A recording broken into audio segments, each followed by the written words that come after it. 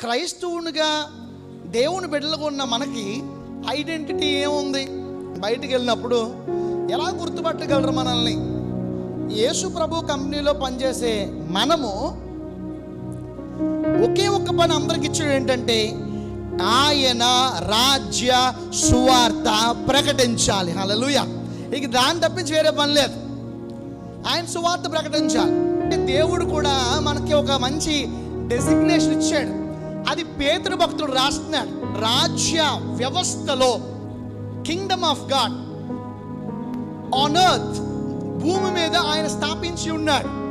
ఆయన విశ్వసించిన వారందరూ కూడా దాంట్లోకి వెళ్ళడానికి అర్హులే.